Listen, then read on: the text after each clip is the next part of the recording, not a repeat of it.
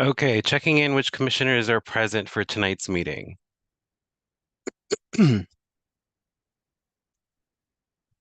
Okie dokies.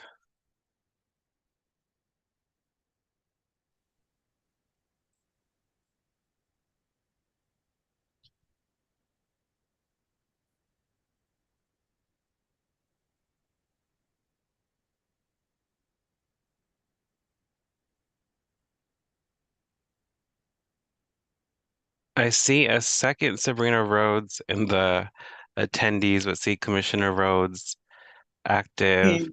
Can they be deleted, please? It might be someone with the wrong name. Sometimes it duplicates names for some reason. Mm.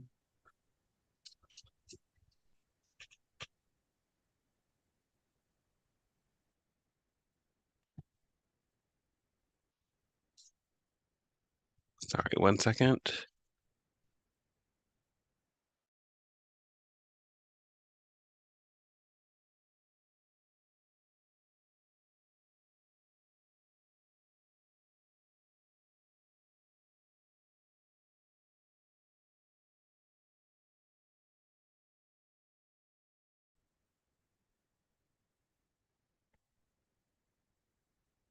Okay, can you hear me?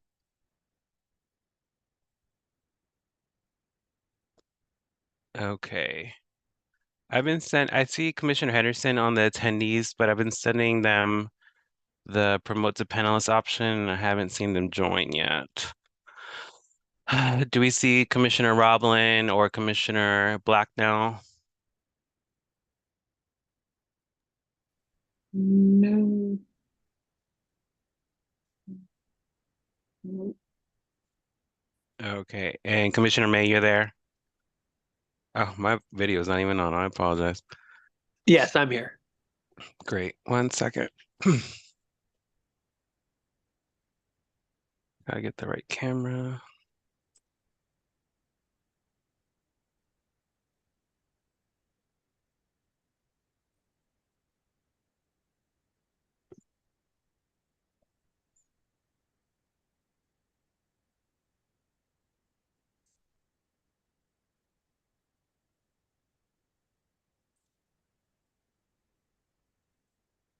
Commissioner Henderson can hear. I'm trying to promote her, but it says that she continues to decline.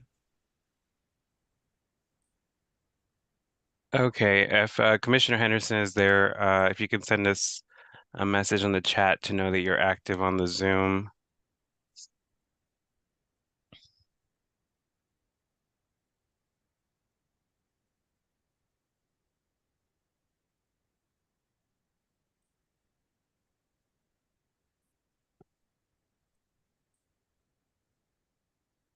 Okay, but my camera is acting a little weird, but can you all hear me? Okay. Our parliamentarian, Commissioner McCollum's co-host, just in case for some reason I get kicked off. I am trying to start my video. It won't start, but I know you all know I'm here.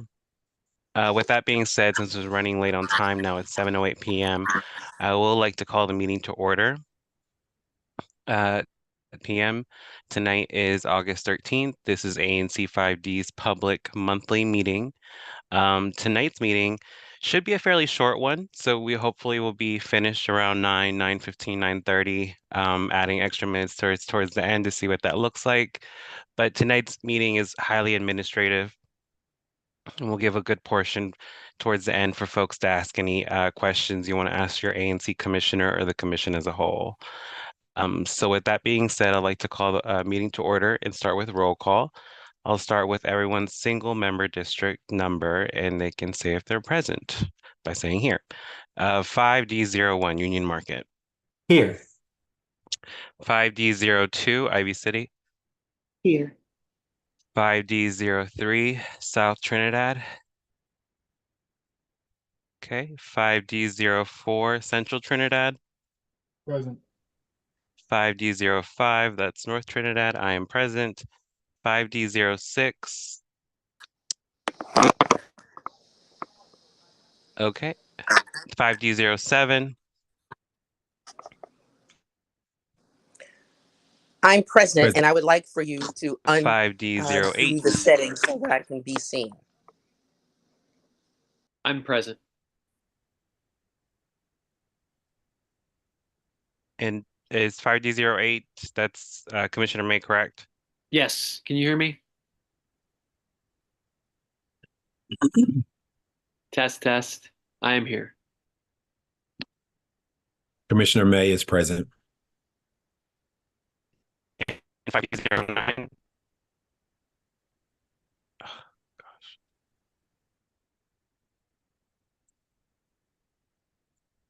And 5D09 is Commissioner Blacknell. They are not present, correct? Okay. Do we have quorum, Mr. Parliamentarian? We do meet quorum. Okay, can we confirm the number for the public today, what that number is for voting purposes? Yes, we have right now we have 6-3, 6 present, 3 not. And but I think that we have 7 actually present. Commissioner Henderson is on, but she's on as a viewer, and I continue to try to promote her, but it tells me that she is declining to be promoted. So I've taken a couple of pictures of this so that we have some type of reference. This is just for all of the commissioners. Okay, she might be experiencing some technical Right difficulties like now. I am right now. Yes. So even without her being on right now, we're 6-3 with her on. We are 7-2. Got it. Perfect. Okay, with that being said, I'll move forward with tonight's agenda and starting with the adoption of the agenda. This agenda was shared last week with the public. Again, fairly short agenda tonight. No presentations, highly administrative. And yeah, are there any additions or changes that any commissioners would like to make to tonight's agenda?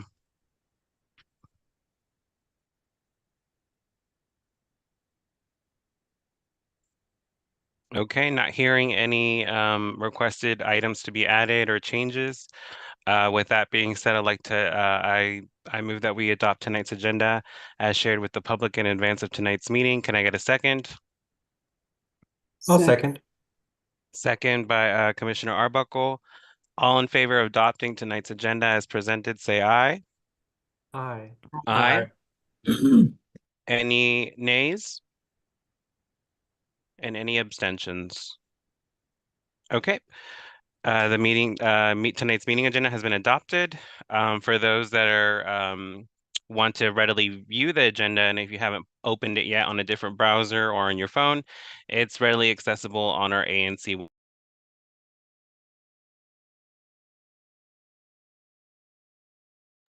It seems like we lost the chairman.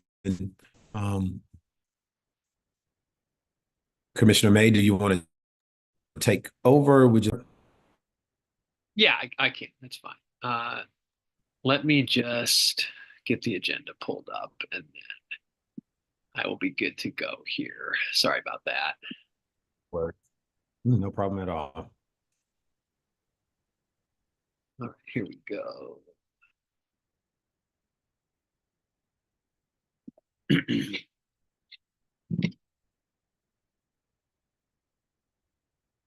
All right, everyone. As a FYI, I want to continue to announce that I am looking in the chat room for attendees to promote and elevate any of our commissioners that are there.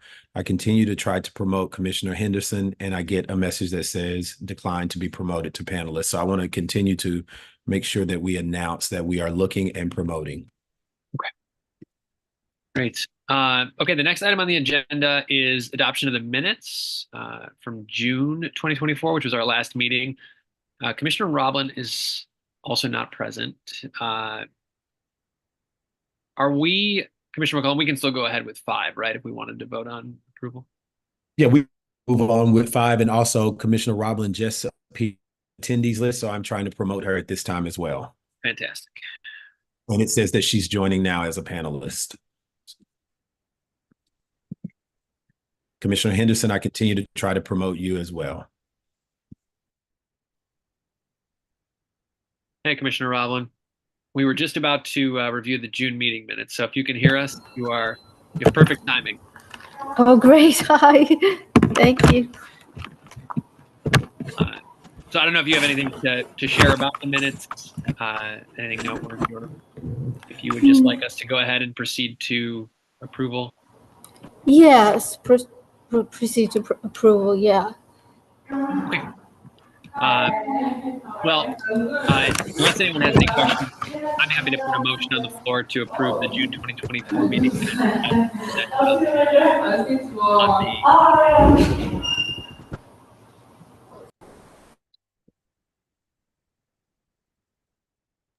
Sorry, can you say that again? I didn't hear that. Oh, sorry. I said I can put a motion on. I'm happy to put a motion on the floor to approve the June 2024 meeting minutes as presented on the agenda. Second.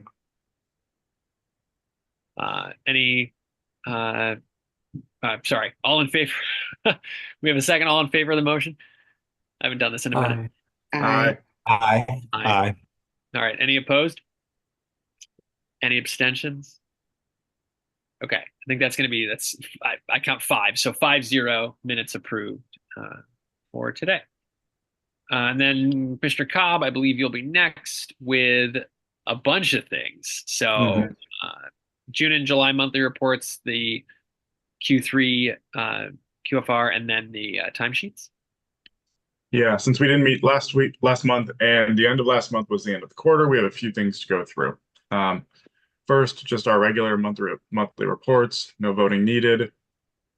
For June 2024, we had an opening balance of $37,493.27. We had $455.65 of expenses, MailChimp, our office internet, and administrative expenses. And we had no allotments. So that means our closing balance was $37,037.62. Now for July. So we had an opening balance of $37,037.62. We had one expense for MailChimp, and we got our quarterly allotment in full with no withholdings. And that was $5,663.08. So we actually ended up with a closing balance at the end of last month of $42,666.25. Okay. Now for our QFR. And we do have to vote on this. And this is just a summary of our financial ins and outs from, let's see, April, May, and June of 2024. Just to go through it, at the beginning of the quarter in April, we had a balance of $39,557.73. We had no allotments, and we had total expenses of $2,520.11 to give us an ending balance at the end of July, of June of $37,037.62. So there we are. We do need to vote on this so that we can submit it to the central office and have our next few allotments released. So I move that we accept the quarterly financial report as written. Can I get a second? Second. All right. All in favor, say aye. Aye. Aye. Aye. All opposed? And any abstentions? Okay, it looks like it's 5-0-0. Perfect. All right, and the next thing is another voting item. It is to approve the timesheet for our administrative assistant so that they can get paid. This covers, it looks like, the first week of August, or covers since their our last meeting. They worked for a total of 1.5 hours, and at the given pay rate of $27 an hour, that comes out to total pay of $41. Anyone have any questions? It actually looks, Commissioner, like there are also tabs for July and June. I can't remember. I think last time we only approved May. I see that. Yes. Yeah. $108. Okay, thank you for that. Yeah. Okay, so we had. Okay, so sorry, I have to do some math here. Yeah, okay. And it's locked. Okay, it's 378 plus 135 plus. Yeah, So we did pay them in May. That was $108. We already approved that, and the check went through. And then that leaves us with, sorry.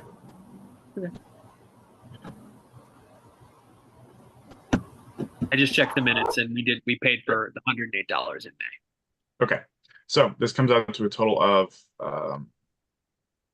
$554 across June, July, and the beginning of August before our meeting. Does anyone have any questions about that? I think Andy said in the chat that we're not including August this month, just June and July. Okay, that's fine. So that's a total of $513. Is that right, Andy? Yep, that's what she said in the chat. Okay. Okay, that makes sense. Great. Okay, then 513 for June and July. June and July total. Yeah. Okay, so there's no questions. I'll move that we approve the timesheets for June and July 2024. Can I get a second? I'll Second. Okay, all those in favor? Aye. Aye. Any opposed? And any abstentions? All right, the ayes have it. Thanks, everyone. All right. It looks like Commissioner Saceda Guzman is back. So, Can you hear Commissioner, me? we managed to get the minutes and the QFR and the timesheets approved. Thank you, Commissioner. Sorry, we do have So, one more question from the public, which I go ahead. didn't see. Is it typical for ANCs to have so much money saved up? $37,000? What does the allotment get used for? All good questions. Our allotments each quarter run about $5,600, so that's about over $20,000 to $30,000 each year that we get. Now, the key here is that until the beginning of 2021, just due to various issues, we really didn't have the authorization or ability to spend any money. And so for a very long time, we were accumulating funds. I believe at the beginning of 2021, we had $130,000 saved up or something like that. And so we worked a lot of it down through grants to help the communities during COVID.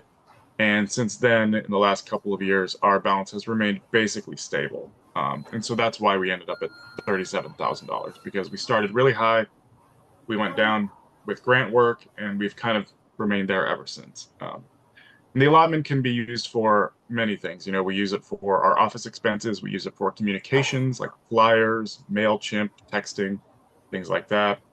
You know, we use it for our administrative assistant, our internet in the office, and we can use it for, like I said, grants and supplies for our committees, like our cleanup committee and the like. We really have a lot of leeway in what we can use the funds for, as long as they either help the ANC carry out its mission or they benefit the community.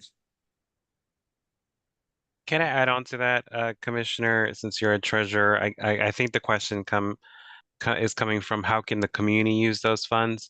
$36,000 amongst all the commissions in the city is not that high.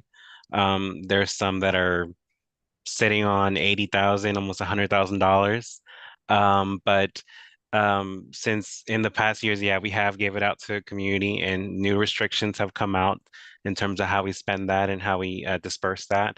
And some of it's good. Some of it's good for us because we can be more flexible. Some of it is bad for community members because they want it more accessible. But how can just a regular resident, maybe with a project or an interest for the community, use those funds? What would be the recommendation there? Recommendation would be to apply for a grant, which would go through first our grant committee. But I think the big constraint here is that we can only give grants to federally registered 501c3s. We can't give them to individuals. We can't give them to for-profit organizations or anything like that. So only 501c3 nonprofits.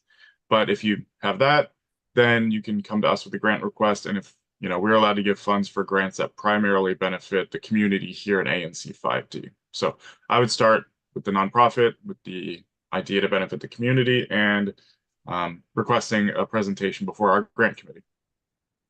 Perfect. Thank you. Were those only questions on that matter? There was one. Is there a way for tenants union to request funds from our ANC? I I don't know what kind of organization that is. I doubt it's a 501c3, and if it's not, then we can't get funds.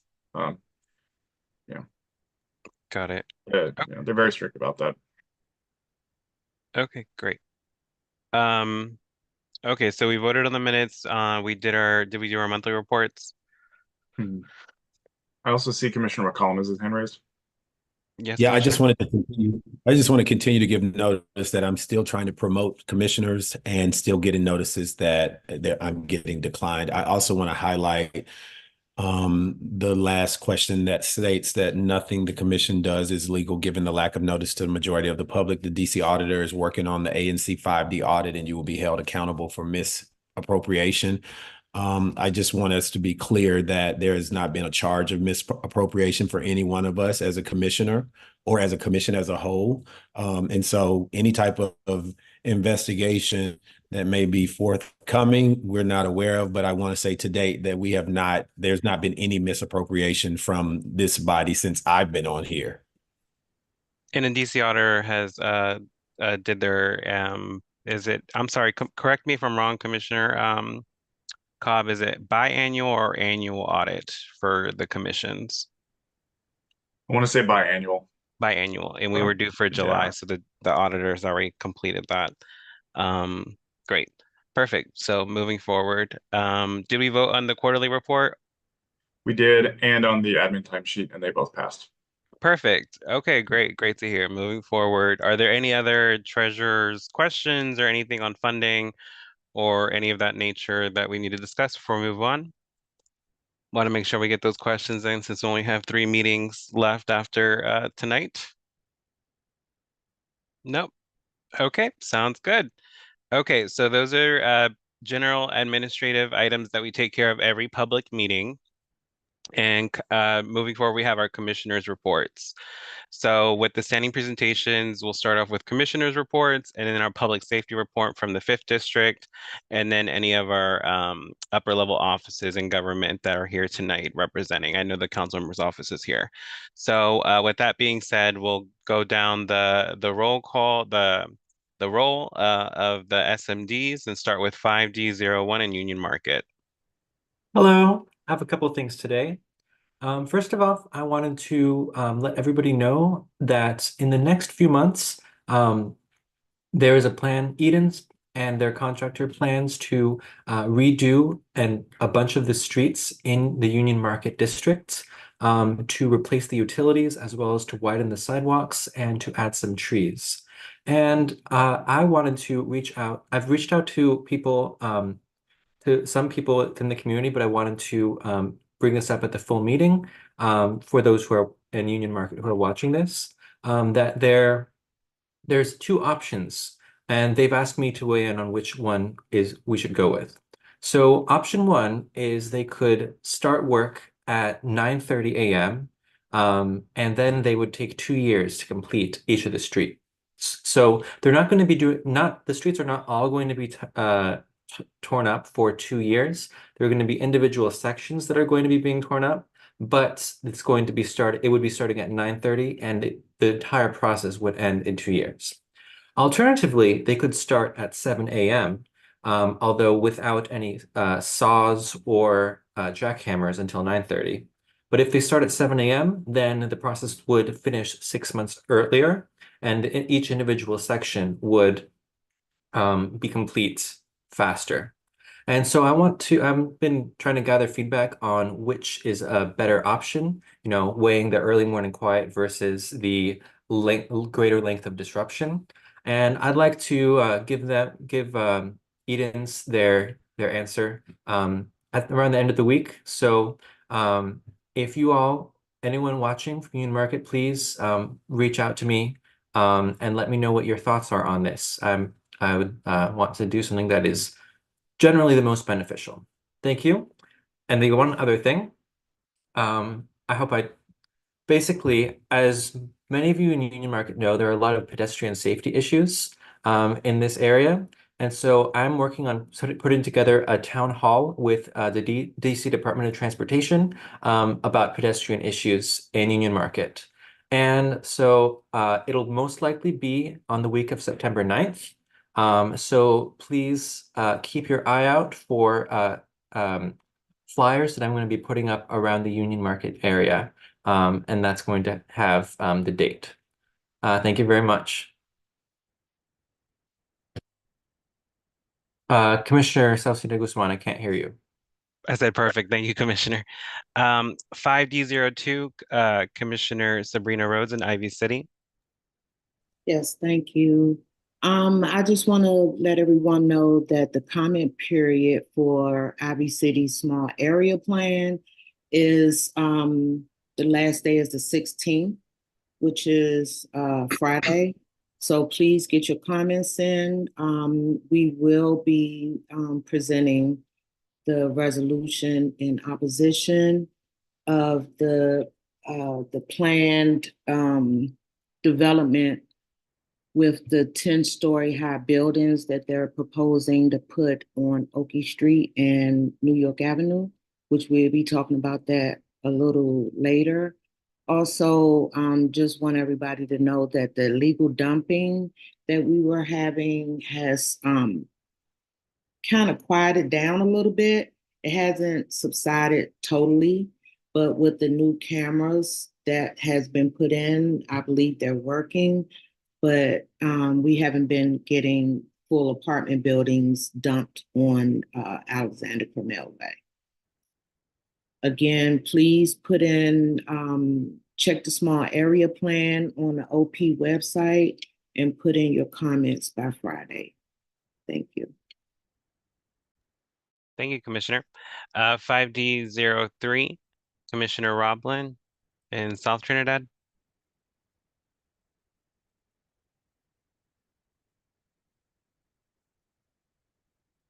Are you there, Commissioner? Okay. Oops, I was muted. Sorry. Hi, I'm Anna Roblin in 03. So this Thursday, the 16th at 2:15, we're going to meet at the Trinidad Rec Center for our first step in starting a community garden there. Everyone's welcome. You just meet us there. We're going to have another Trinidad tree walk in early September with Jabari Brew from Urban Forestry. A tree walk is where we walk around the neighborhood and scope out where we should plant new trees, where we should replace a tree, which needs to be done when a tree is dying or not doing well for whatever reason. Having an abundant tree canopy is very, very important for the environment. And this will be our third tree walk. Just contact me at 202-651-0581 or 5D03 at anc.dc.gov if you're interested in coming. And I'll put my contacts in the chat as well. Lately, I've been working a lot on resolving the problems we've been having with vacant properties in my SMD. Working to get some changes for the better in the following properties. In the alley behind 1124 Moore Street, 1118 and 1122 Neal Street, 1304 Florida, 1175 Morse, and 1325 Montello. If you know of any other vacant properties that need interventions, got bad things going on there, things that can be going on there is like someone has occupied it. There can be prostitution, there can be rats, there can be a lot of trash, debris falling because the structure is crumbling, mosquitoes, etc. So please do let me know. I'm also the chair of the Trash and Beautification Committee.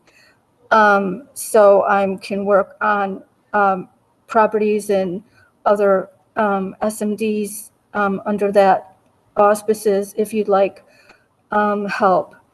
Just let me know if you have vacant property, but let your commissioner know first off, because your commissioner is the one, the primary person to contact about it. But we can work on these properties and make changes. So I just wanted you to know that. I'm planning to do a series of Zoom meetings to educate everyone on how to get things done for your neighborhood using government agencies. I've run into a lot of situations where residents have tried to get changes made, but they've gotten stuck and were not able to make the changes they wanted. So I would really like to have some Zooms, and all commissioners are welcome to join and teach people what you know as well. That would be wonderful. And then I was thinking it would be really great to form, after we have those Zooms, a resident help group. We could call it, for instance, 5D Resident Advisory Group, to help other residents as a group when they're running into roadblocks getting these kinds of things done from government agencies or from whoever needs to make the changes. So I figured it would be really nice to have a group of residents that are really knowledgeable that can help other residents. So I'll put my info in the chat. I hope that you all will want to let me know if you want to do the classes, the Zoom classes in the resident help group, and any of the other things I mentioned. Okay, thanks so much. Can you clarify, Commissioner Roblin, when the community gardening meeting is? Yeah, it's this Thursday, this coming Thursday, the 16th, August 16th at 2:15 p.m. at Trinidad Rec Center. Oh, This will be our, is that the 15th, which is a Thursday, or the 16th, which is a Friday? oh, I'm sorry, it's the 15th, which is a Thursday. I'm sorry Okay. about that. Yeah. Okay. I know Trinidad Rec does not have any space for a community garden, but they do have the beekeeping, the beehive keeping up on the roof of the main portion of the rec center.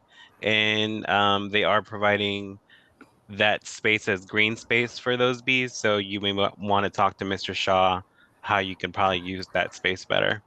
Well, Josh Singer, who works at Trinidad Rec, is leading this effort. So he knows everything. He's in charge. So someone from Trinidad Rec is in charge. I have no idea of the situation over there, but he appears to think that there's definitely room for a community garden there. He works for the rec center? Yeah, Josh Singer. Yeah. Okay. We'll be in touch since that's in my single member district. Oh, great. Okay. 5D04. No pressing business as of late. I just want to emphasize to people, like, please keep picking up trash in front of your properties as much as possible, and let's keep our communities clean together. I feel like it's been getting a little bit worse lately, and it just requires a constant little bit of effort, a lot of the time from all of us. So please keep doing that. Thank you, Commissioner. Commissioner Rhodes, did you have a question? I did for Commissioner Roblin for Oh, if about you want to the, ask it while we're here. yeah, about the community garden. Will there be any fruits and vegetables grown on that garden or just flowers and pretty stuff? Commissioner Roblin. Let me unmute. I just unmuted. So I don't know yet. This will be our first meeting ever at on the community garden issue. So this will be us going there for the first time and meeting with Josh Singer. And there are no plans in place for one thing or another at this point. But I would assume that people would probably want to plant fruits and vegetables, but I don't know. Okay. You might Yeah. talk Oh, to go ahead. Josh about testing the soil before you plant something edible because of the pollution and toxins in it. Good point. Thanks for pointing that out. I didn't think of that. Yeah. Thanks, Commissioner Rhodes. Thank you, Commissioner. Our admin specialist says that Josh Singer is a community garden specialist at DPR, so I don't think they specifically work at the rec center. Oh, okay. Yeah, I was probably confused about Yeah, I that. didn't recognize the names. That's why I was Sorry. asking. Sorry. Okay, and then 5D05 is me. I'm the commissioner for Northern Trinidad, which covers portions um, off of West Virginia Avenue, Mount Olivet, West Trinidad, and Montello Trinidad Avenue, Bladensburg Road. I'm sorry, 16th, not Bladensburg Road anymore. But been pretty busy over on our end, particularly preparing for our big day, which is next Saturday. Trinidad Day is August 24th between 12 and 6 p.m. We've been working with a lot of the community in Trinidad to get this off the ground, and I want to give a huge shout out to our folks at the Trinidad Rec Center, Mr. Adrian Shaw, and Sumi, and all those that help out at the Rec Center preparing for this event. Um, it's going to be a great event, resources, music, food. We're giving out box lunches, also doing our regular barbecue items, giving out backpacks for students, working with a lot of different district agencies and entities that worked in the district pretty much on the grounds in Trinidad. So if you're a resident of ANC 5D, you don't have to be a resident of Trinidad itself, just that. Of all of ANC 5D or the Great Ward 5, feel free to come out, get to know the neighbors in Trinidad, get to interact. We're going to have one of the showmobiles there. We're going to have a couple bands playing.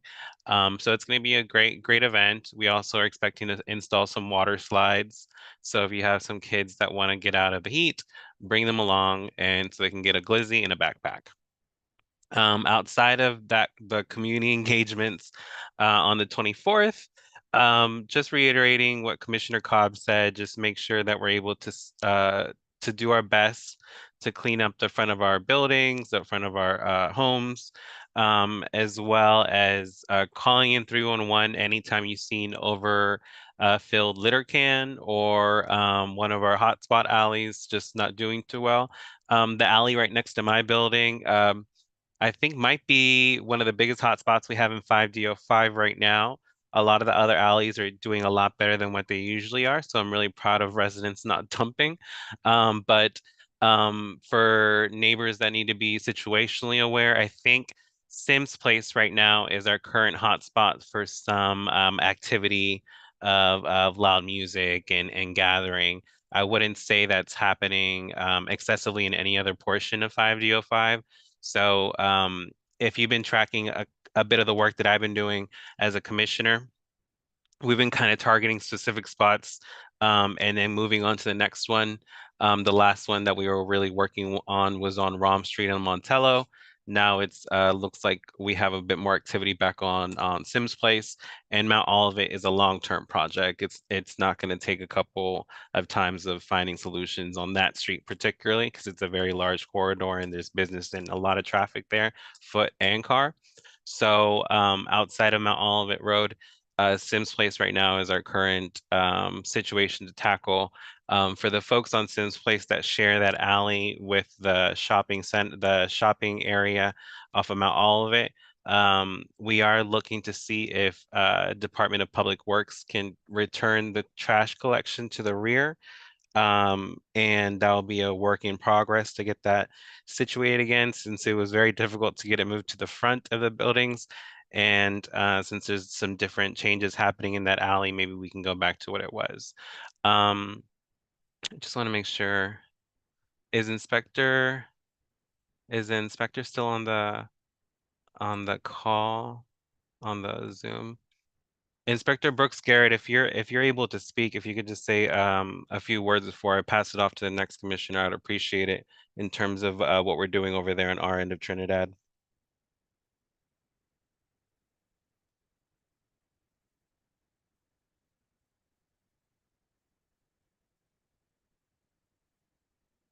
Are you there, Inspector? Might have to pass because I know we go have tech issues sometimes. We'll come back to you if you're able to join. But with that being said, feel free to reach out to me if there's anything that's needed. I am looking for more block captains. So if you're highly active on your block, feel free to reach out to me so we can get you connected with the rest of the folks that are highly active on their blocks in 5DO5. I am very thankful that I have a handful of great active neighbors that want to stay connected on the block and assist with it, whatever what they can with the needs that we have in 5DO5.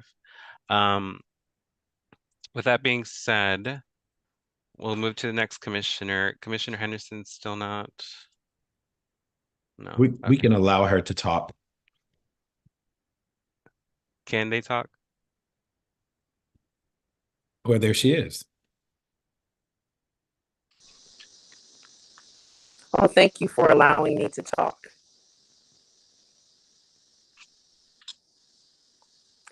I am reporting all of these irregularities to Bega and the Office of the Attorney General and the Office of Human Rights first thing tomorrow morning. That notwithstanding, I had a very successful National Night Out event. We awarded Sam Ford with the Community Icon Award. We had 2 bands, we had lots of community participation and lots of food. And I'm very appreciative for all of the neighbors that participated, and including our business partners. I continue to meet regularly with our commander to discuss public safety matters, and I continue to report multiple issues in our community that the city is slow to respond to. So thank you for this opportunity to speak. I will note I've been recording the comments. So Commissioner McCollum's, your comment about allowing me to speak will be part of the record. And I look forward to the completion of the audit by the DC auditor to really make it clear to the commissioners, all of the commissioners, including those of you that are not running again, that you will not be allowed to misspend, misappropriate government funds and claiming some legitimate use. And with that, I rest.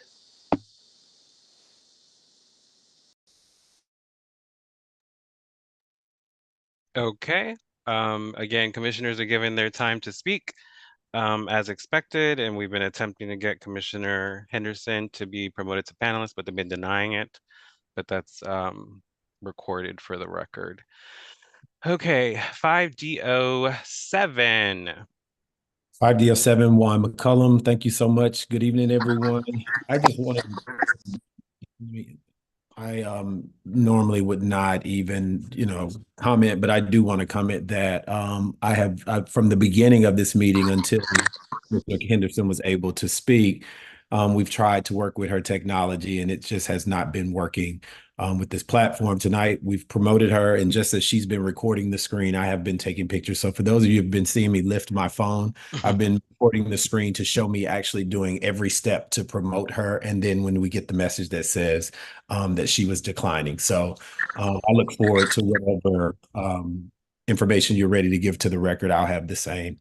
So back to the matter of business, I was prepared to announce that I was going to be doing a Zoom community services meeting on next month, but it seems like Commissioner Roblin is doing something very similar, and I'd like to see if we can kind of come together to do it. I was prepared to do ours in September, and September the 18th.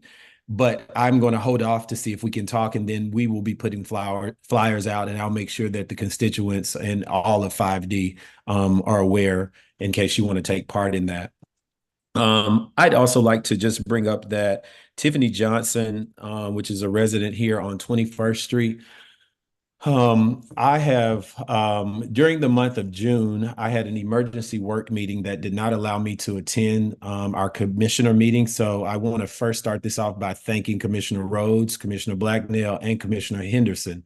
There was a matter, 828 21st Street is a matter that has been very dear to me. I've had much opposition to any type of support that we were going to give to those developers. And until there had been some type of working meeting with those residents on that block, I continued to hear from residents that were telling us the exact opposite of what the developers were saying when they come to these meetings. It's kind of water under the bridge now, but I just wanted to say to my colleagues, those that did hold off on supporting the matter in my absence, I appreciate you. But those of you that I have a good relationship here on this commission, I do want to say that it was very disheartening for you all to, in my absence, agree and decide to vote on that matter and to support it moving forward. I had been very vocal about it. I had laid out facts as to why I did not want to support that.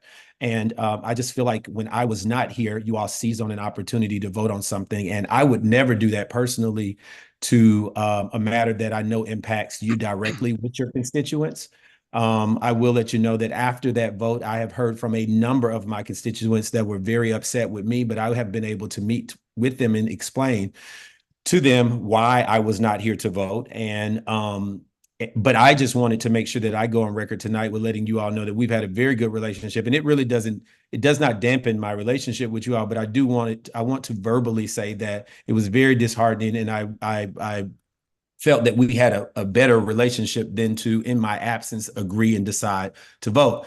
I want to say I don't want to call names with certain commissioners, but I want to be very clear to one of my colleagues here that I have said from the beginning that I am not elected by developers. I am elected by the folks that are our neighbors, and developers would not determine how I'm going to operate on this commission. And so I've heard from developers. I heard that one commissioner here was kind of telling them that they were going to move this forward and they were in support of it, and that I was not responding properly to the developers.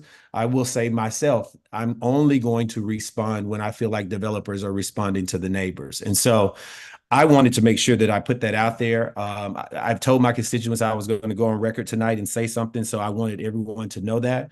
On a lighter note, I would like to highlight a neighbor in our community, Amethyst Delvlin. She's a neighbor that is over here in 5D, and she's very, very, very pleasant to everyone. She assists with her neighbors. We're having a very big problem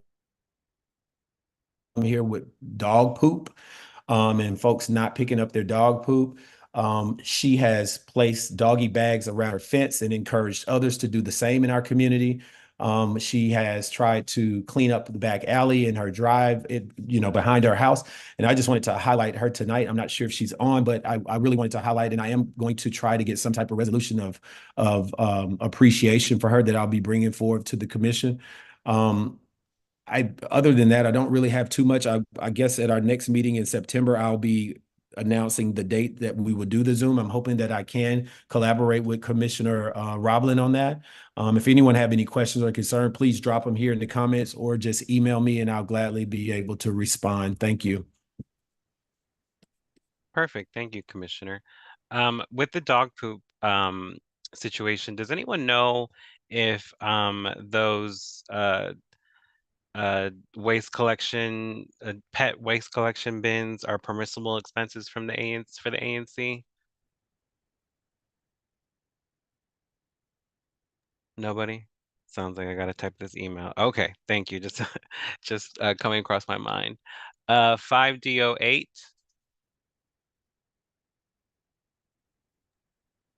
Thanks. Hi, everyone. Good to see you all. I have a couple of quick updates. First one regards park space in Carver Langston. So there was a community meeting.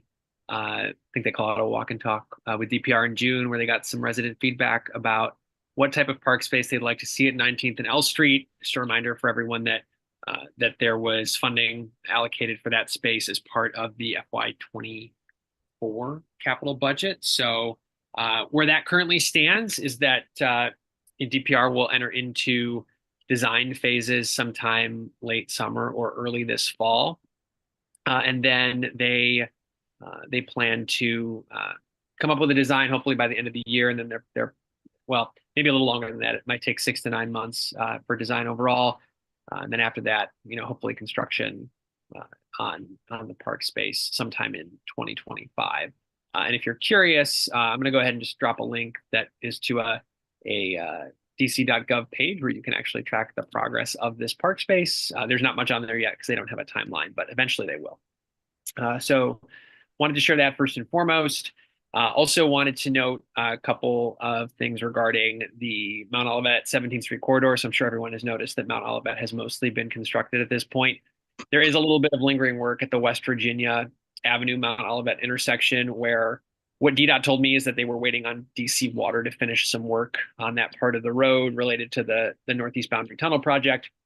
Looks like that's been completed because as of today, I did see that they're laying down the remaining stripes in that area. So that portion of that road should be finished within this week. And then starting Monday, DDOT's subcontractor will proceed to begin working on the stretch of 17th Street between Bladensburg and Maryland Avenue. My guess is 2 to 3 weeks for that portion. And then they'll move south from there, but they'll have to work around the construction that's occurring on the southern portion of 17th Street between Benning and Maryland. So I'm excited about that progress and encourage everyone to be patient during construction. I know it's a bit disruptive, but it should be pretty quick, and then we'll all get used to the new traffic patterns. After that, one other thing I wanted to mention, because I don't think anyone else has, and it seemed like it was worth mentioning, the DC State Fair is September 7th. It's going to be in Franklin Park. That's Saturday, September 7th in Franklin Park downtown. So I just wanted to mention to constituents, it's a free event. There will be a lot of different contests. So if you are a gardener, a cook, a baker, something like that, there may be a contest you might be interested in. So definitely encourage folks to consider checking that out. It is free to attend and also to participate in some of these contests, and a great chance to show off local DC flair. So I'll drop a link as well to information about the DC State Fair in the chat. That is it for me. Thanks. Thank you, Commissioner. With that being said, all the commissioners have given their reports, and we'll move on to the 5th District. We have here a few folks, I believe, from the 5th District. If you can use the raise your hand feature to confirm that you're here with 5D, I'll go ahead and elevate you. Thank you. We had a couple Kathleen's for some reason.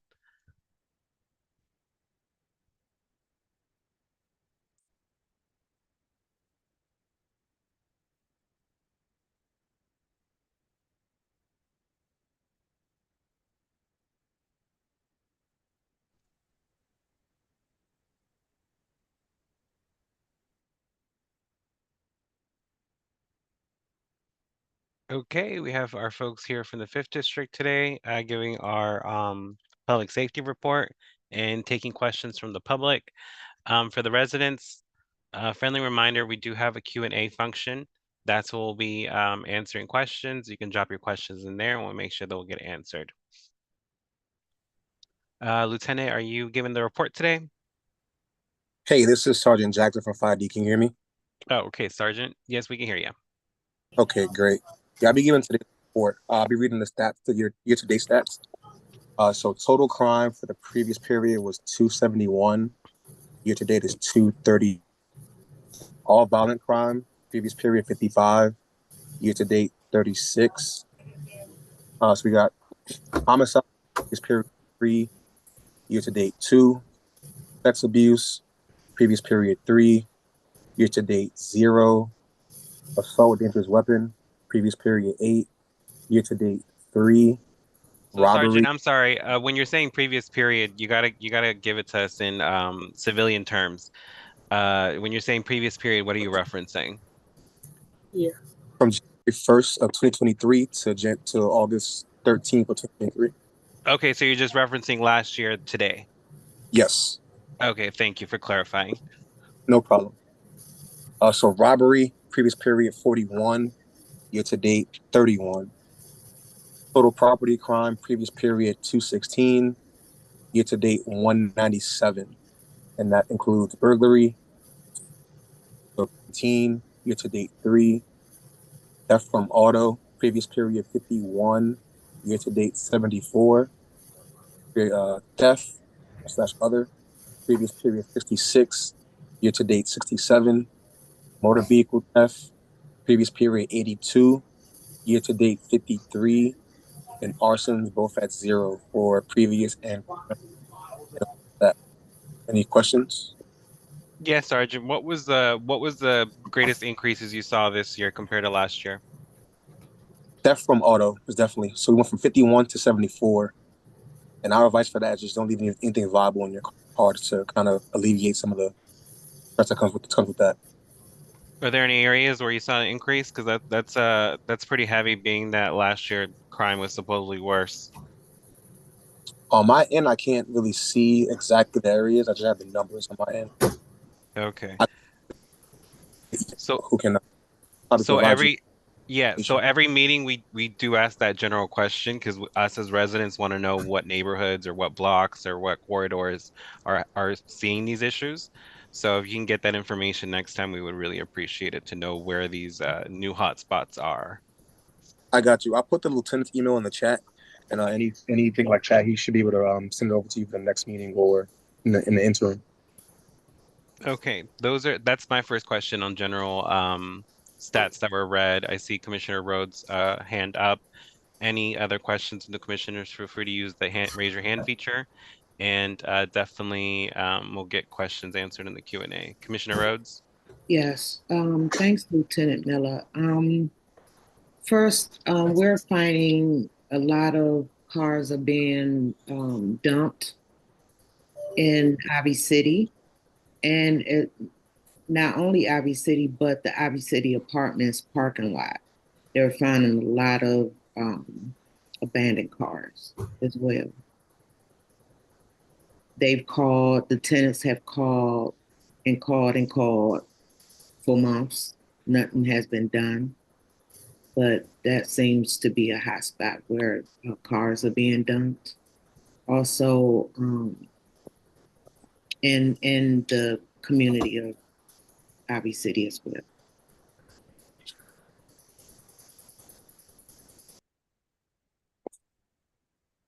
I'm sorry, man. Was that a question or a statement? I it was pretty much a statement. Just we're finding a lot of stolen cars in Ivy City.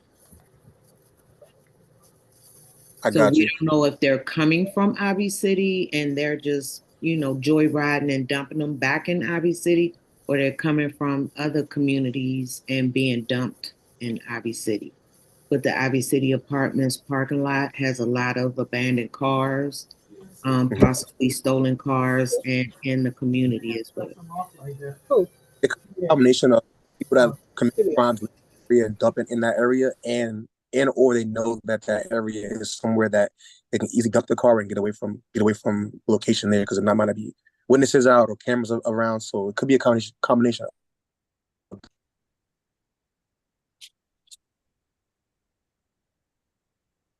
Thank you.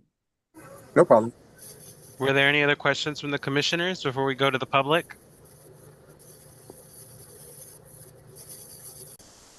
Okay.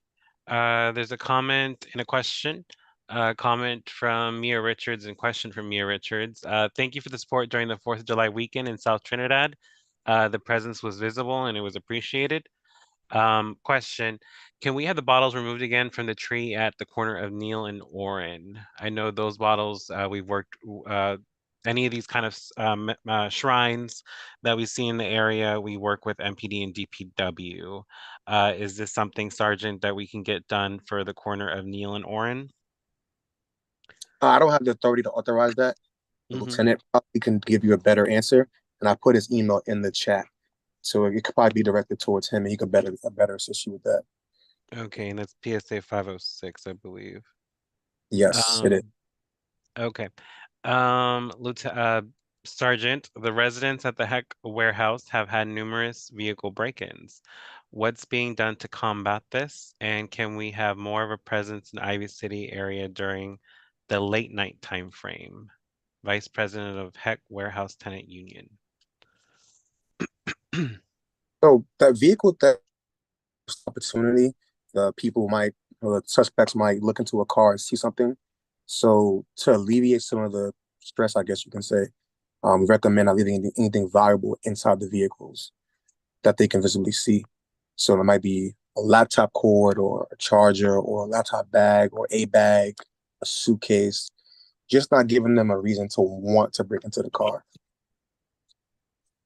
So, follow-up question from me, Sergeant. So this resident said that they're having numerous vehicle break-ins.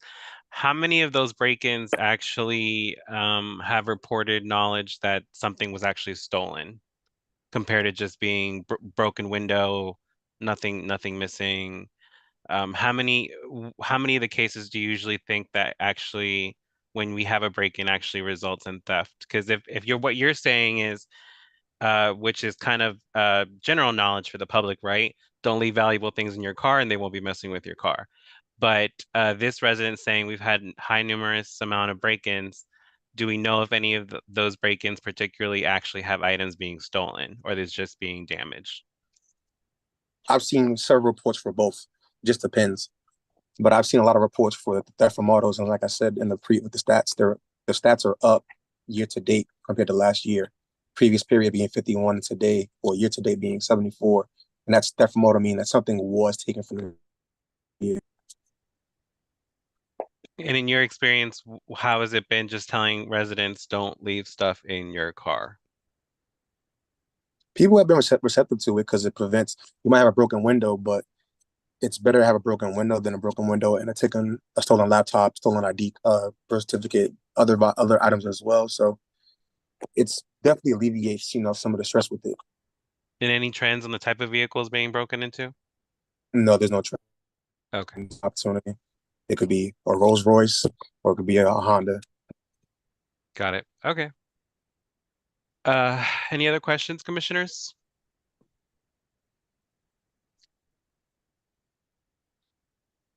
Okay, I think that's all the questions today, Sergeant. For the residents that want to get more information on public safety, the CAC's next public safety meeting with the 5th District is 1, 2, 3, 4, Thursday, September 26th. And that's where you can get directly to speak with the commander and folks that can really bring in more assistance and resources to your block if needed.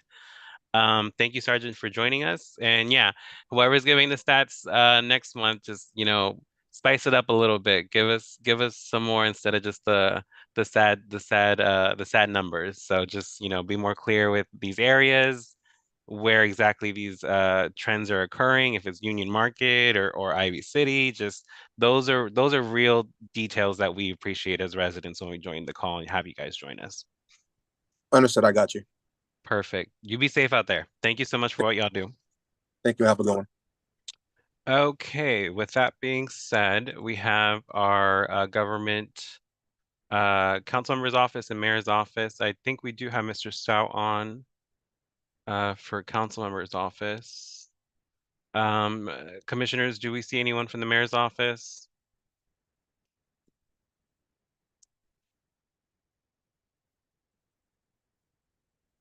No, okay. Then we'll allow Mr. Stout to go ahead and take the wheel from here.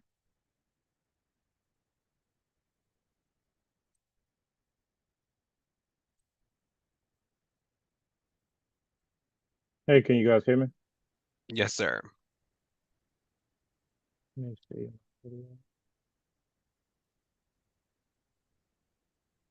Hello, everyone. I'm Oliver from the Ward 5 Council Office of Zachary Parker, and I handle and cover areas ANC's 5A, B, and D. Today, I don't have too many announcements outside of what you guys have already shared. One was the small area plan for Ivy City, which Commissioner of Roads had already let everyone know about. Also, DPW,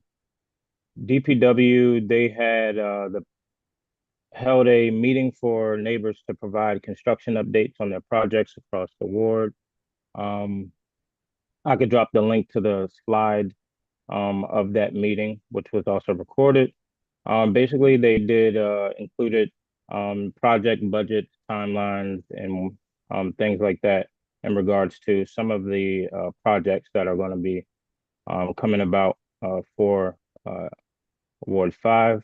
One of them was Carver Langston Park, which is 19th and L, which is going to be starting its design phase late this summer. Also, Carmel Community Center construction, which will be starting spring of 2025. So I'll drop those links after this. Also, there will be a comment period that is for raised crosswalks on Holbrook Street. I could drop the link to that as well. That comment period, I believe, is over on the 16th of August as well. Outside of that, we the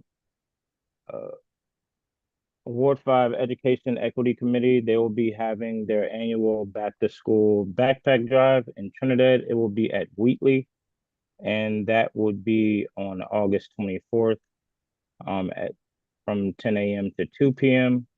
Also on that same day, that will be the Trinidad Day, in which Commissioner Salvador has already announced. Look forward to seeing you guys there. I will be at both of those. Coming up this weekend, there will be the Langston Day, which is on the 17th from 12 to 6 p.m. So feel free to come out there. And that's about it that I have. Also, the council is, of course, still in recess. Recess will end September 16th, but our office is always open for any concerns that you guys have or any things that you would like me to address. And that's it for me. If you guys have any questions, feel free to ask. Thank you, Mr. Stout. So friendly reminder, we have the Q&A for the public. Drop your questions in there and we'll get them answered. And we'll allow opportunity for all the commissioners to ask a question for the council member's office. Mr. Stout, I do want to say thank you to you and the council member for joining Trinidad last month at our monthly Trinidad community meetings. Commissioner Roblin and myself appreciated you and the council member coming out. He answered a lot of our questions. It was great just to have a more intimate one-on-one opportunity to ask more questions directly about Trinidad, not just ANC 5D or Ward 5 as a whole, but just the neighborhood. So we appreciate you all coming out last month. No problem. Commissioner Rhodes, you have a question for Mr. Stout? Yes, thanks, Oliver, for your report. The construction on Cromell, do we know why it got pushed to the spring instead of January, February, beginning of the year? I do not know the answer to that question right now, but I can find out. Thank you. Perfect. Okay. Don't see any questions from the public, Mr. Stout. I think that's all we'll need from you tonight. We appreciate your presence and always coming out and always making sure you're accessible. So definitely appreciate your time there. No problem. Thank you. Have a good one. Okay, commissioners, we made it to the portion where we got to get to voting on certain action items. If you have the agenda in front of you, we have 1, 2, 3, 4 items that we need to vote on tonight. The first one was one that we've tabled a few times for Commissioner Roblin, which was the calling for a ceasefire in Gaza. Myself and Commissioner Roblin Commissioner McCollum, you had your hand raised. Yes, I was waiting till you finish, but in order for a vote to be counted, folks will need to come on camera when it's time for the roll call or whatever type of vote you decide to do, but we will need everyone's on camera. Perfect. Thank you for adding that. Sorry, I'm using two screens here, so I'm not looking over here. Yes, okay. So discussing the calling for a ceasefire in Gaza, it's been presented by Commissioner Roblin. I think Commissioner Roblin, you presented it back in March or April, if I'm not mistaken, and we've been tabling it a few times. Did you want to touch? Is your video working, Commissioner Roblin? Yeah, I'm not on. You can't see me. No, ma'am. Oh, no, no. To me, I can see myself. Okay, well, my laptop might be low on battery, so I'm going to use my phone then. Okay. I just wanted we can hear your audio very clearly. Can you touch on why you wanted to present the ceasefire? And then I can touch on what we edited from the information that you provided. Yeah. Just because we would like to ask the council to make a resolution there for a ceasefire in Gaza. If the council does it, it'd be a lot more powerful than us doing it. And many cities around the country have done it. Atlanta, Detroit, Oakland, Providence, Seattle, Wilmington. The council does have a history of using its voice on global issues.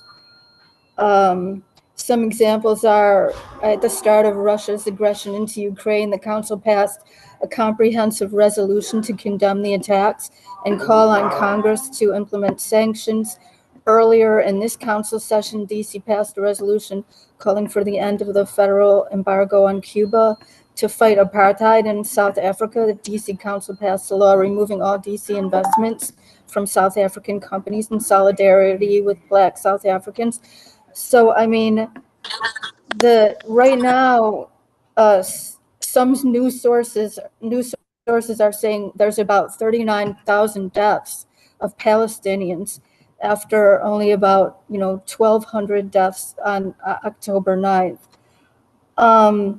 But actually, according to The Lancet, which is a weekly peer-reviewed general medical journal and one of the oldest of its kinds, and it's also one of the world's highest impact academic journals, was founded in England in 1823. They put the death toll of Palestinians at 186,000, and 70% women and children.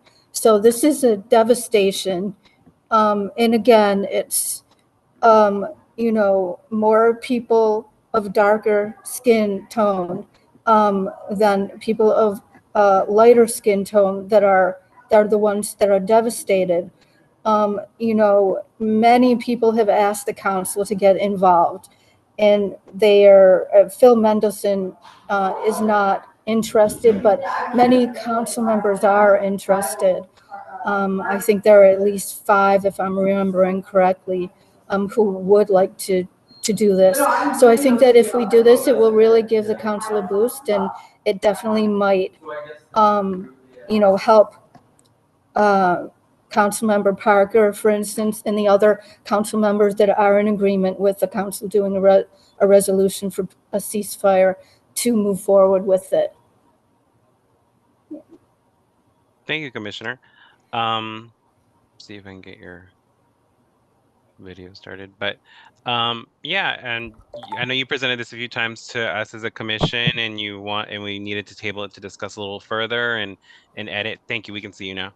And edit the formatting and verbiage in the resolution that we jot up. And you being yourself Jewish, it does say a lot to your sentiments towards the matter, and how it's a sensitive topic, but we added towards mainly the main purpose of how this can affect us is on the resolution. If you read, um, there is money being spent on what's happening across the world. There's money being spent. American taxpaying dollars are being spent on some of these atrocities, and it would be nice if some of these American dollars could be spent on the homeland and not on some of these matters, such as we see in Gaza, particularly.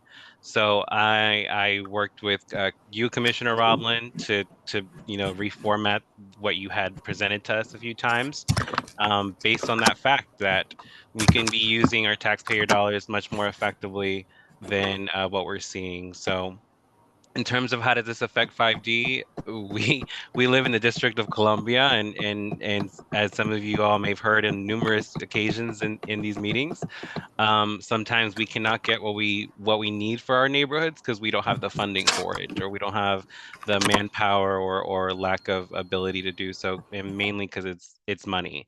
So it would be nice if the folks on Capitol Hill could use some of that money for us instead of doing some of these transactions that lead to some of these deaths and forms of apartheid and genocide. So that's where I come from in this resolution that was presented with Commissioner Roblin. Commissioner Roblin explained herself. Are there any questions from the commissioners on the resolution that was presented?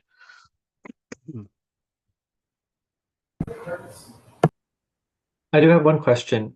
Part of the resolution talks about kidnapping of civilians by Israel and Gaza and the West Bank, and Israeli hostages. Does Israel have hostages, or does Israel have hostages? I got the resolution from another commission. I assume it's accurate. But I mean, as far as what Israel has been doing in the West Bank, they've been taking land from Palestinians for a long time, and a long time. So I don't know exactly about kidnapping, I but think yeah, go ahead. Thank you, Commissioner. I think the verbiage you're referencing, Commissioner Arbuckle, is the Israeli hostages, that there are hostages that are Israeli that have been taken by Hamas. We recognize those situations, and we do what's the word I'm looking for? We do deny any of those actions. We go against any of those kind of actions where you're pretty much putting anyone in peril to compensate whatever occurred in October. So we needed to add that just to make sure that we were also clear that we recognize those issues and we don't want them to be occurring at all either. And I also actually have quite a few close family and members who live in Israel. So some of them are all for a ceasefire, and some of them are not. But yeah. Commissioner May had a question. More of a comment. I'm just wanted to share. I'm going to abstain from this vote, and I just wanted to offer a bit of context for the record, which is that, for me, I understand that this is important to a lot of people. It is beyond the scope of what I consider to be my personal expertise as an advisory neighborhood commissioner, and for that reason, I'm going to abstain. I wanted to share that for the record. Thank you. Are there any comments or questions from the public? Anything else from the ANC? Okay, Commissioner Roblin, did you want to make a motion to approve the resolution? Thank you, Commissioner. Yes, I'd like to make a motion to approve the resolution for us to request a ceasefire in Gaza from the council. Okay, can we get a second for Commissioner Roblin? Second. Second by Commissioner Rhodes. We'll go, since a voting action item, we'll go down the roll to get the vote. 5D01, Abstain. 5D02, Aye. aye, 5D03, Aye. 5D04, Abstain. 5D05, aye, 5D06,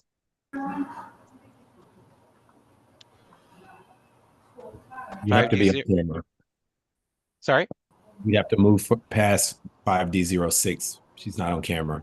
got it, 5D07, Abstain. 5D08, Abstain. and 5D09.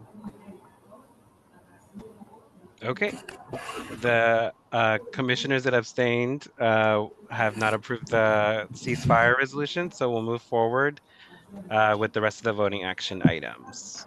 What was the final vote on that? I think you had 3 in favor and 4 abstain. Got it. Perfect. Thank you. Next one is something presented by me. It's a proposal. Excuse me. It's a proposal to pay the Verizon Internet for the rest of the calendar year for us. If you look at the document, it does state how much the total is, and the total is for the months through August and December 2024, which would be $783. We currently just need to pay our July bill, and we will be up to date. But this would just cover payment for the rest of the cycle, so we don't have to worry about paying the internet anymore for the rest of the year. And when we're referencing the Verizon Internet, I'm sorry, this is at 371 Moore Street at our community room. So for residents that are not familiar with the community room, that's the space that we have in Union Market that is available for any community events for 5D residents that can work with their commissioners to get any of those events situated in that space, but as well as just holding our regular meetings when they're available in person. So we do have internet access available in that room, and is with Verizon Internet. And again, the proposal is asking to pay the remaining amount of $783 for the Verizon Internet. With that being said, are there any questions from the commission?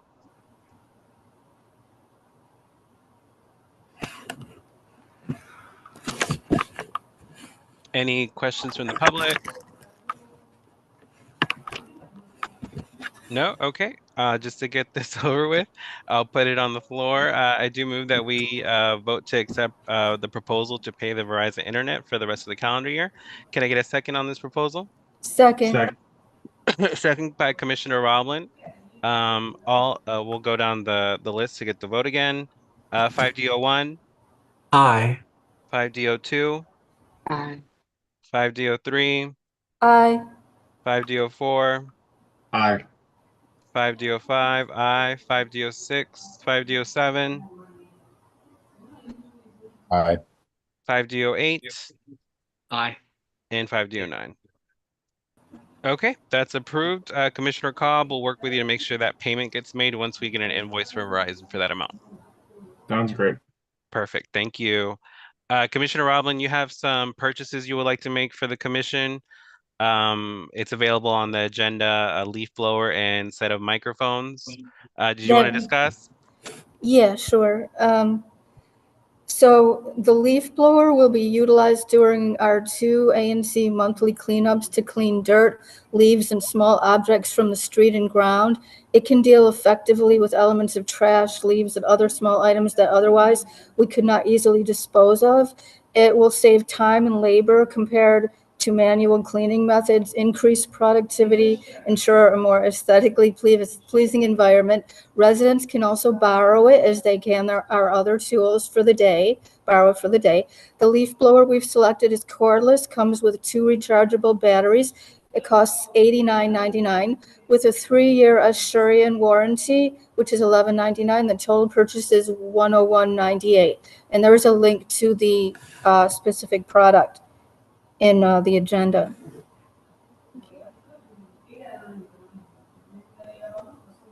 That's it. Did you want to discuss the microphones? Oh, Or sure. did you want to vote on that separately? Yeah, I thought we were going to vote separately. I don't know. Oh, Do okay. you guys, do you want to Commissioner vote on Cobb, it you had a together? question? We can't hear you. I think we should vote separately on the two items. Mhm. It just makes the record keeping a little clearer. And in case for some weird reason, if one is disallowed but the other is not, it just makes things simpler. I am good with this expense. The only comment I have is the link on the resolution actually links Commissioner Roblin to your cart or to the cart of whatever Amazon user clicks on it, so it doesn't link to the leaf blower. Oh, I'm sorry about that. So I think it would be hard for me to bring up right now. We did select one. You did confirm the amount correct, Commissioner? Yeah, for sure. Okay, so 101.98. that's the Yeah. important thing. Perfect. And I mean, Oh, I think you get a lot of use out of leaf blower, so I think the cost is justified, and it'll beautify the community. I'll send it out to everyone after this meeting. I'll try to We'll add it. dig We'll it add up. it to the minutes. Yeah, I'll try to dig it up while we're still here. Did you want to make the motion, Commissioner? Oh, I think that sorry. was. Yeah, so I motion to purchase this leaf blower for $101 dollars and 98 cents. Can we get a second for Commissioner Roblin? Second. Second by Commissioner Cobb. I'll go down the vote. 5D01, Aye. 5D02, Aye. 5D03, Aye. 5D04, Aye. 5D05, aye, 5D06, 5D07, Aye. and 5D08. Nay. Okay. The ayes have it. We'll go ahead and make that purchase for the trash tools that we have so far. There was a question from Charles Spears. What other tools do you have that we can borrow that you mentioned? So from the items that we purchased this year, we have rakes, garden rakes, trash pickers, brooms, dustpans, anything that you can use to clean a space, particularly sidewalks, alleys, such as that nature. A lot of trash bags. So if you're interested in using any of those items, connect with your ANC commissioner and Commissioner Roblin, so we can get make sure you get make use of what we have available for the residents. The leaf blower was an addition that we decided to add since DPW typically uses items such as leaf blowers to clean spaces that they've picked up trash from, that kind of leave residues or particles that can be easily tossed into the wind. So happy we got that approved. We also have a purchase for microphones, Commissioner. You were looking for Bluetooth microphones for any offsite in-person meetings. That's right, because the ones we have in the office only work in the office. So this request is for a purchase of 4 microphones for us, 2 lavalier microphones, which are pinned to a speaker's shirt, and 2 handheld microphones. The purposes and the benefits are they will be used during our community meetings and any other meetings we have. We have Trinidad community meetings once a month, and we always need microphones. We've been really suffering having to convert our phones to mics, and it has not been working great. It's very important to have amplified sound at gatherings or people can't hear the speaker. It's imperative to have mics when we're in-person meeting and recording to YouTube. Otherwise, the YouTube recording won't come out well. The mics will provide mobility, reduce setup time, improve the overall quality of our events by ensuring that all participants can hear announcements, instructions, information clearly. It's best that we have 4 mics so that we have the ability to mic up 2 presenters, because often we have more than 1 presenter. And also 2 mics for audience Q&A. So there's not just 1 mic where it takes a lot longer to get the mic from one person to another. This way, whoever's running the mic and passing the mic can, we won't waste time. The microphones we selected are cordless. The lavaliers cost $22.99 and the handhelds cost $69.99 plus $8.99 for a 3-year warranty for a total of $101.97. Just a penny shy from the other one. Yeah. Commissioner Cobb, you had a question? Yeah, I'm not sure when this request was written, but it looks like the cost of the handheld mics and the 3-year warranty have increased. The handheld mics are now $99.99 and the 3-year plan is $13.49. So that's a total of it's like 30, it's like an extra $35. I still think it's worth it, but So maybe we the can, cost would go to 136, 137. well, ish. Yeah. Let me try it. You can get us that exact number so we can vote on it. Yeah, Are one there any second. other questions from commissioners while our treasurer gets that number? I got one question. Mhm. The additional mics are for the SMD meetings or just any community meeting?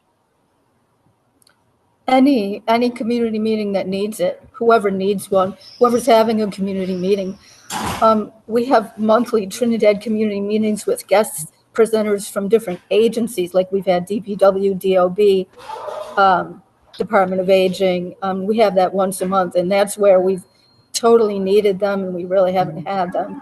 But anyone can use these mics. I mean, I guess they should be stored at 371 Morse, and whoever needs them, we'll just get them if you're having an SMD in-person meeting. Absolutely, whoever needs them is where I'm coming from. Will it be, is there an advance notice? And what will happen if 2 SMDs are having a meeting on the same day at the same time? Yeah, we haven't worked that part out yet, but I think we can work that part out separately, after, separately from the purchase. But that's a good point. Yeah, we need to work that out. Yeah. Okay. Commissioner Cobb, did you get the figure? Yeah, it is 136.47. Okay, I'll make the motion for you, Commissioner Roblin. I move that we approve the purchase for $136.47 for multiple set of microphones for in-person meetings. Can we get a second on that? Second. Second by Commissioner Cobb, I believe. All in favor say aye. Aye. Aye. Those opposed say nay. And any abstentions? Okay, ayes have it. Those purchases are approved. Thank you, Commissioner Rowland, for organizing that. We have a final item to vote on, which is a resolution in regards to the Ivy City area plans and maps, presenting by Commissioner Rhodes. Commissioner Rhodes, you have the floor to discuss the last item. I'm sorry, not to butt in, but before we begin, since this is a land use matter, I have to recuse myself from it, so I will go off mic and off video and return when it's over. Thank you, Commissioner. Thanks. Do we need to put it on the screen? Um, Is that, can you share it? I don't want to mess with my things right now. let's see. I'm using another laptop to view all that I material. can share it if needed as well. Thank you. Okay, thank you. Wait a minute, let me check and see if I'm sharing it. Do you all see it? Yes. Yep. Okay, great. So, this is in reference to the small area plan. The community has been engaged with the Office of Planning over the past couple years, working on this small area plan so that everyone will be happy. What we have found out, well, let me start here. Ivy City is a historic community, 150 years old last year. It's a historic Black community. And I just want to be clear, a lot of the industrial parts of the community came here after the residents were already here. We also suffer from an urban heat island effect, which means our community gets 10 to 20 degrees hotter. And that's because of the lack of green space, a lot of asphalt. We don't have any tree coverage to keep the buffer the sun or the pollutants for that matter. We also have the National Engineering Products facility that uses cancer-causing chemicals. As you can see here, these chemicals have been found in our air by DOEE. The presols, phenols, and formaldehyde, those three the facility has admitted to using those chemicals, and they are in their products that they still produce to today from the 30s without an air permit, without an air quality permit. And we're fighting to shut that place down. So I'm saying that to say this. We have a lot of things that's going on in our community that's wrong. And now development is being proposed 10 stories on Oakey Street and 10 stories on New York Avenue. That's going to engulf our historic community. It's going to engulf Tramiel. We're going to be fighting just to see the skyline. And a lot of folks know that the skyline is disappearing because of all the tall buildings that they're building in the city. The intense gentrification, we're not approving.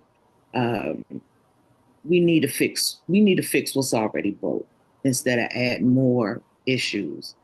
In this area plan, there was no health assessment done as of yet. We have not received the PDR study as of yet. There hasn't been a plan on how we're going to fix the unhoused, how we're not fix them, but house the unhoused, and how we're going to prevent displacement. Okay. So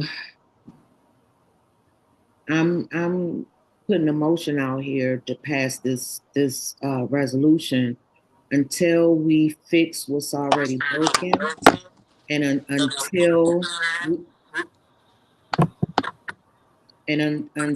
we make sure that the community that has been here for decades is treated fairly and everyone is treated fairly, we're opposing the small area plan.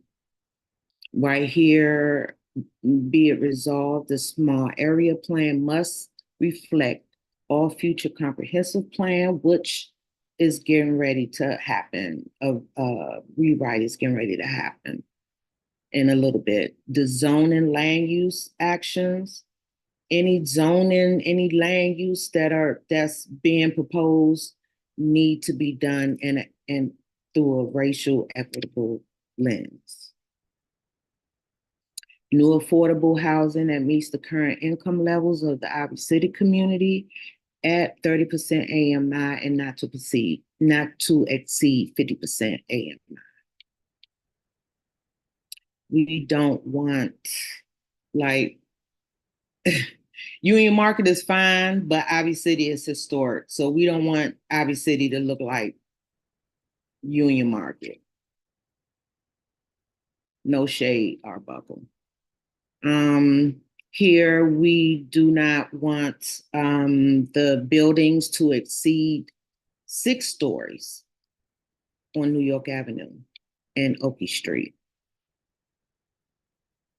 Additional planning activities should be required to determine the future use of the DC's government's DPW lots along West Virginia and Lewis Crowe Park. They are also adding to the urban heat island effect. We need more green space. If we can figure out what to do with Lewis Crowe Park and the DPW lots, those suggestions are welcomed. Lewis Crowe Park was getting flooded now with the Northeast Boundary Tunnel project. This last rain is doing fine. That's basically our only green space that we have until Carmel is fixed. The DPW lots, we have 2. We have one on Oakey Street and one on West Virginia Avenue. And so the resolution is on the agenda. The link is on the agenda. If anyone wants to go over it with a fine-tooth comb, you're welcome to do so. But I just want to put a motion on the floor to pass this resolution as is. Does anyone have any questions? Yes, Arbuckle. Hello. Hello? Well, I like almost all of this. Obviously, They're I'm a little almost. biased because so as a resident of Union Market, obviously, like I enjoy living, with my tall buildings. Um, and on that specific one is the only thing that I have disagreement with. I know that from the small area plan, all the new developments that would be in the PUD areas, which is like what those like that parcel between Oakey and New York Avenue would be, they are through the rezoning process, they would require a 20% inclusionary zoning. And I was wondering, have you talked to OP about whether you could maybe use use that as instead of having it in those 50 to 80% AMI, which doesn't really, as you know, doesn't really reflect the income need. Would it be possible for that money to be kind of put in lieu for for purchase of the existing housing, like the places where people currently are renting, to go to the purchase of that and to put it into a community land trust? We have been talking about doing a community land trust. Mm-hmm. What you're asking in particular, we haven't asked. But yes, the current housing that's already here needs to be fixed. Versus in Arbuckle,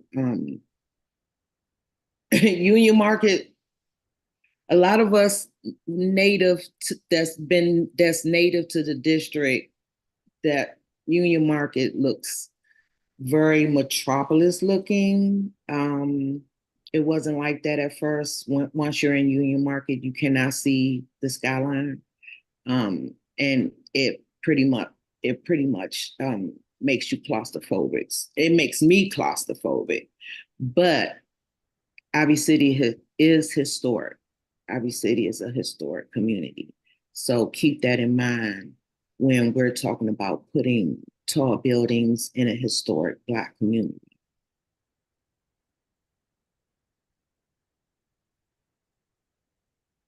Thank you. Yes. No problem. I appreciate your question.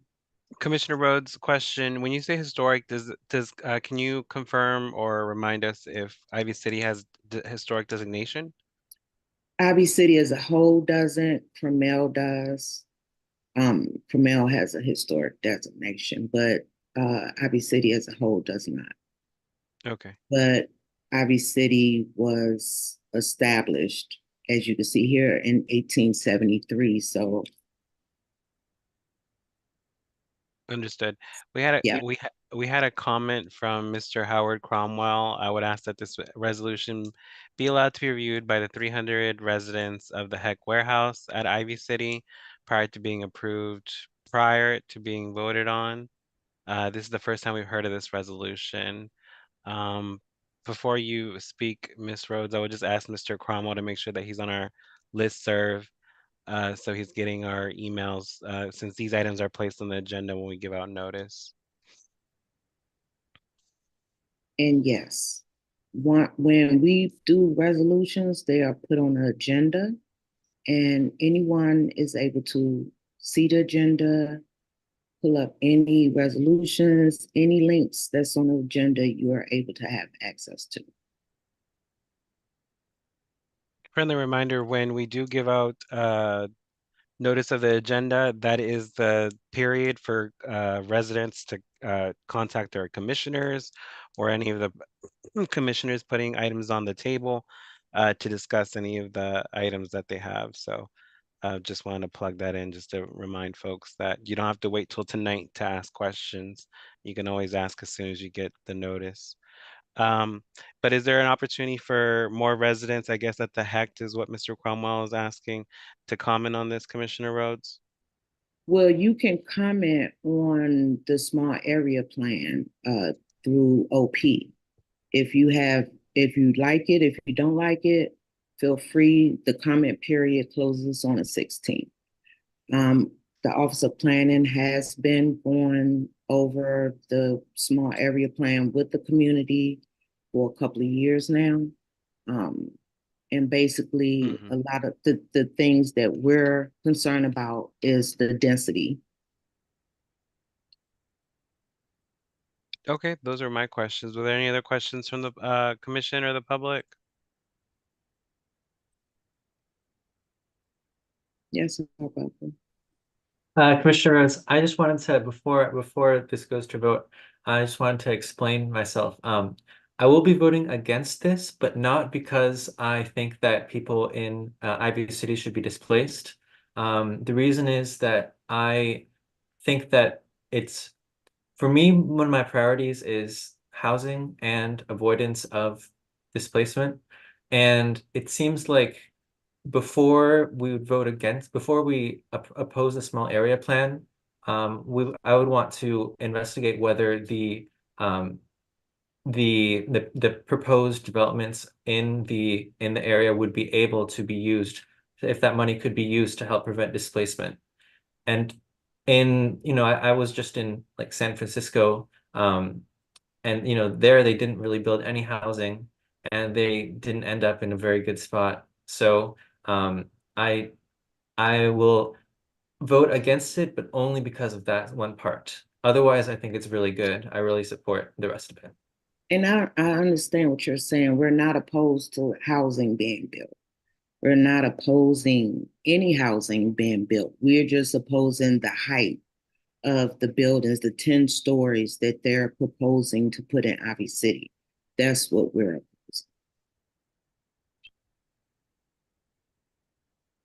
opposing. Commissioner, I don't know who rose their hand first, was Commissioner McCollum or May? May? Well, I'm not sure. Sorry. Commissioner May, you had a question or comment? It's fine either way for me. Yeah, I have, on the whole, I think most of this resolution I agree with, and I understand your perspective on this, Commissioner Rhodes, and I think it's very important that the small area plan reflect the priorities of Ivy City residents. I'm feeling a lot of the same things Commissioner Arbuckle is, just with my concern that if we reduce the potential height of buildings, it might reduce the ability to build the maximum number of affordable units. So I feel torn about that, because I have a similar perspective to Commissioner Arbuckle. The idea, of course, being that a larger building, especially if it has, say 20% inclusionary zoning, 20% of 200 is more than 20% of 100, for example. And I want to make sure that we're maximizing the opportunity for affordable units. Yeah, for that reason, I'm torn. I'm leaning toward an abstention, mostly because I'm not quite sure which other way to go on this. So I just wanted to share that perspective. Mhm. Thank you. Commissioner McCollum?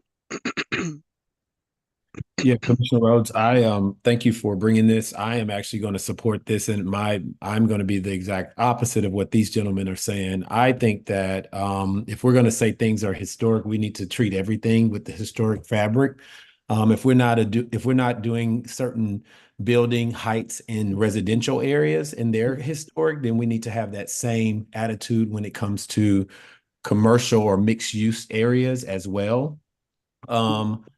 I do also want to say that, and this is no slight, but I found that it's very interesting that we're the main hub that the first gentleman decided to say was that he wants to maximize opportunities for housing for low income and underprivileged. But, I still go back to in June when my area was voted in favor of allowing developers to come in. And that was definitely not something to benefit those who are underprivileged. So no, I think that this is very good. I do agree with you. Union Market is very much a high rise community. And I do not feel that I have a lot of friends that live in Union Market. Some of them are Washingtonians that have been here, and they don't even feel like it's a part of the fabric of the city from what once was.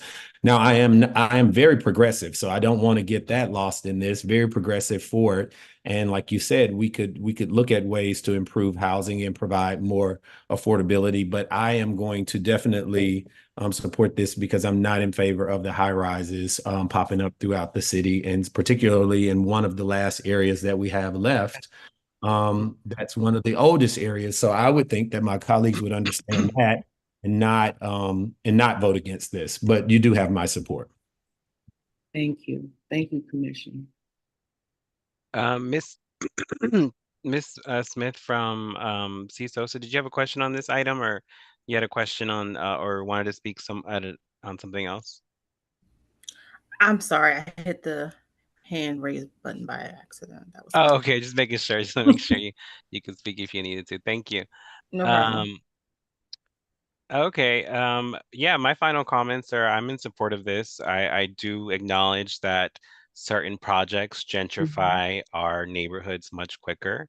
I know some folks don't like the word gentrification, but to me, I understand it as um, acts based on either developers or new residents that come in based on the opportunity of certain projects that have popped up.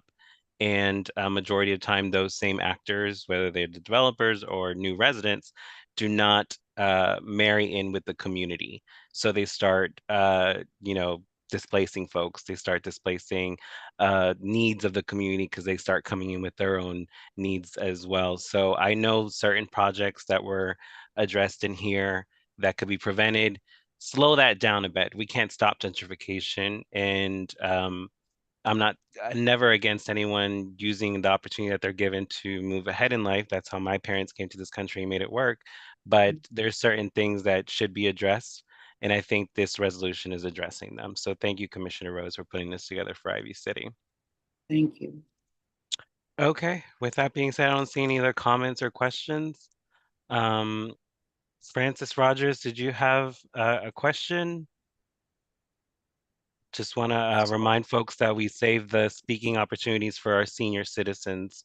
So I hope, Francis Rogers, you are one of our seniors. Hello, I am a senior citizen, Yay. and I was trying to type and it wasn't working for me. And that's why we And give I you this was option. trying to raise the hand, so that's what I did. Affordable housing we need, but the developers building the so-called affordable housing, it's not truly affordable housing. At my perspective, there may be people out there who can afford the housing, but the average person will need assistance from the city or something to afford the housing that is being built now. My personal opinion, and I've looked at some of these places and the discretionary, or what is it, the IZ zoning of places that they're putting in the developments are very small. They're smaller than the regular units in these places. Affordable housing to one person is not affordable housing to another person. Mm-hmm. Comment. I thank you. Thank you, Ms. Francis. Thank you. Okay, with that being said, Ms. Rhodes, Commissioner Rhodes, you have the floor to put a to make a motion. A motion that we approve the resolution to oppose the small area plan until we get more, if there's more work that needs to be done. Okay, can we get a second for Commissioner Rhodes? Second. Second by Commissioner McCollum. We'll do roll call to get the exact vote. 5-0-1, Nay. 5-0-2,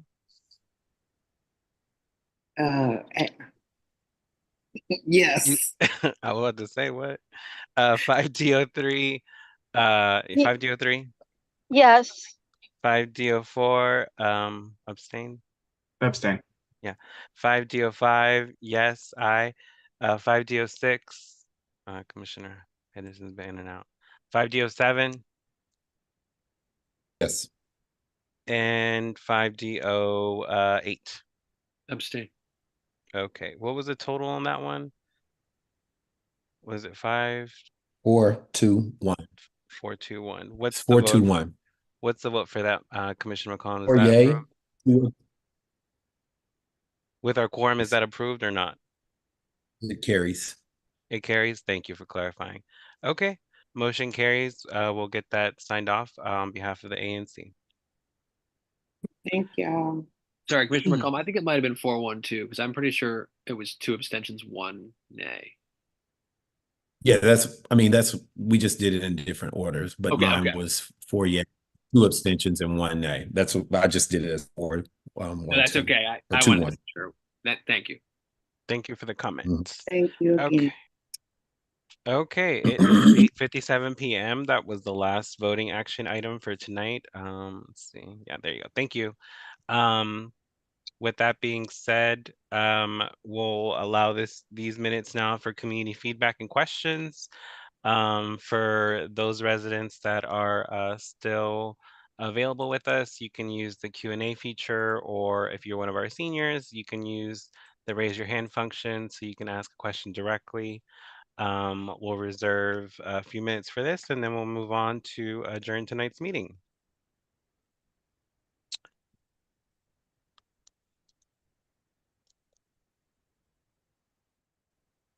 I'll also remind commissioners if there's any last minute items you want to plug or share with the community before we go for the night.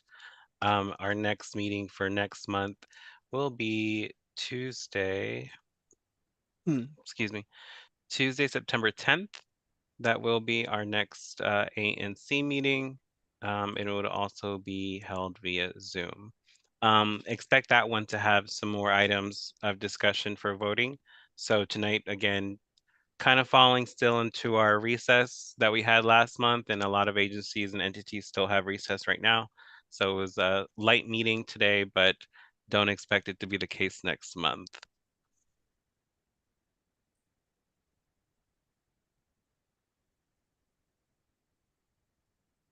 So there's no questions in the Q&A, but I see Renee Bryant, you did drop one in the chat. I'll just ask the question. Just next next time, please use the Q&A because sometimes we don't look at the chat. When will Florida and West Virginia be paved? Commissioner Roblin, you might be able to answer this one because it's in your single member district area. Same with Commissioner Arbuckle.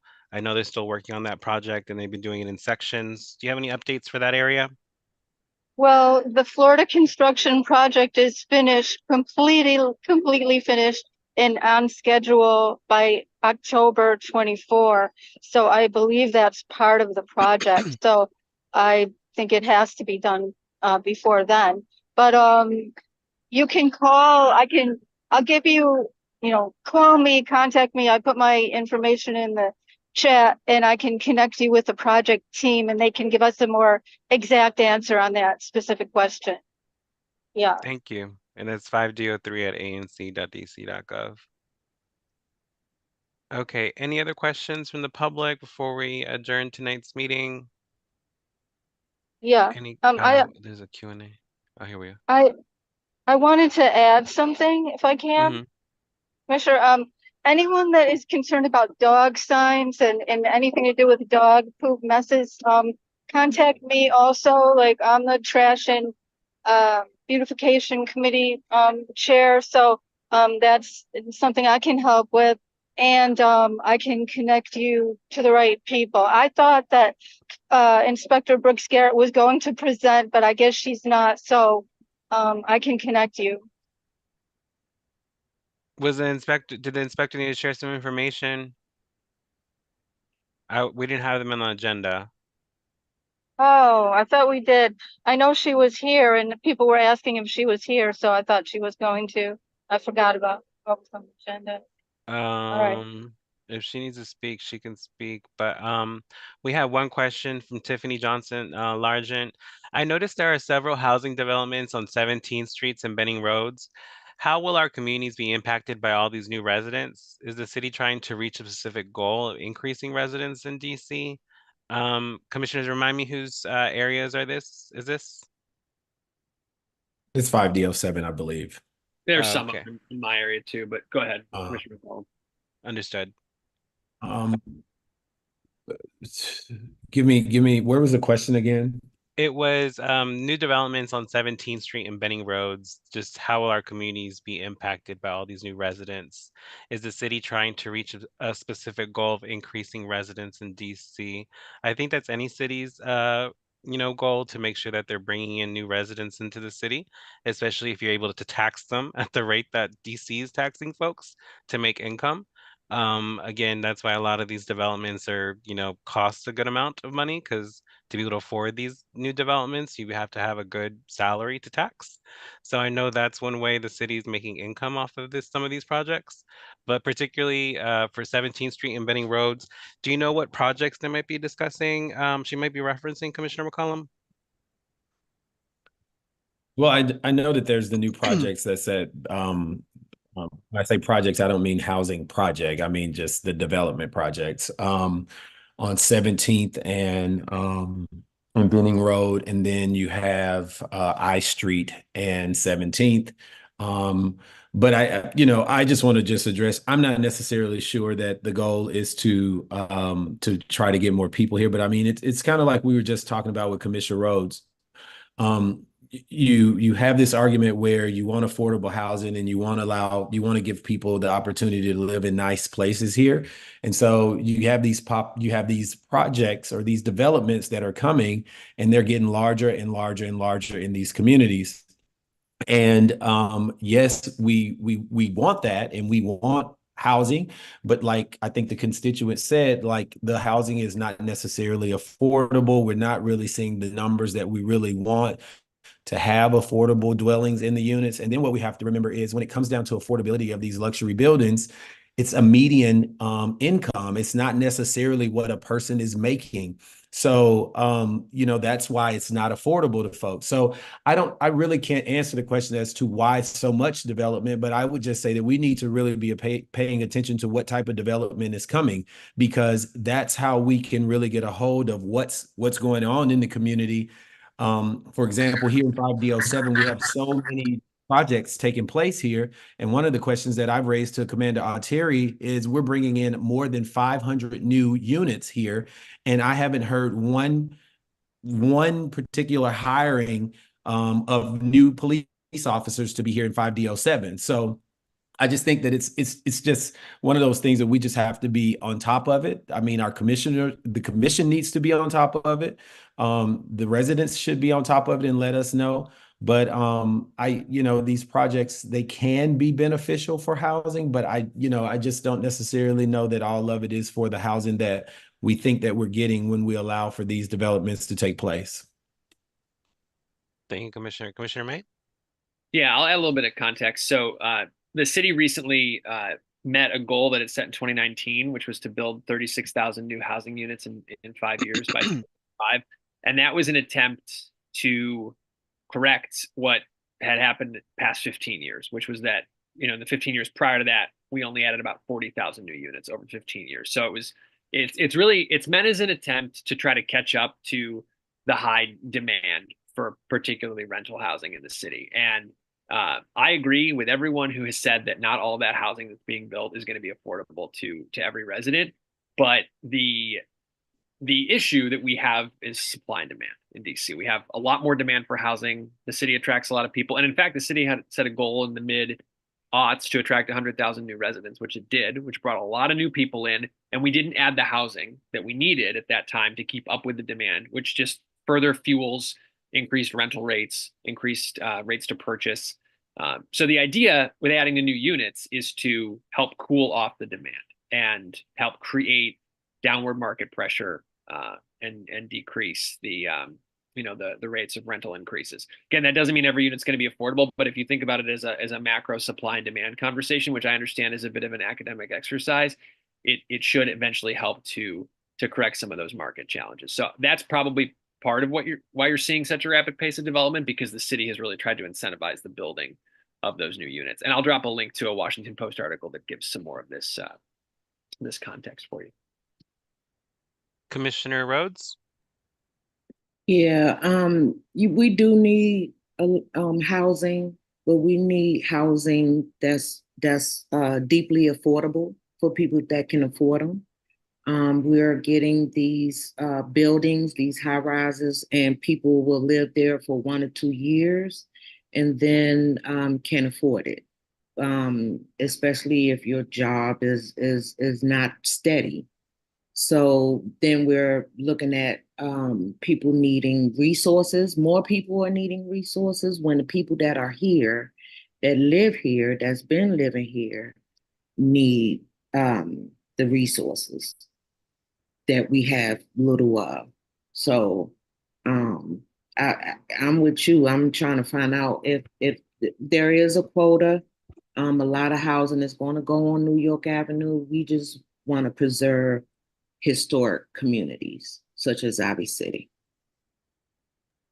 Yeah, and Commissioner, one thing I definitely think we need more of, and Commissioner Arbuckle articulated this well, is solutions that get beyond inclusionary zoning, like land trusts or tenant right to purchase, and options to keep housing in the hands of people who've been there for a long time. I 100% agree with that. And I don't think inclusionary zoning is enough. It's what the city has established as its primary tool to create affordability now, but that I'm with you in the idea that we should advocate for better solutions. But I think we're a complete disaster.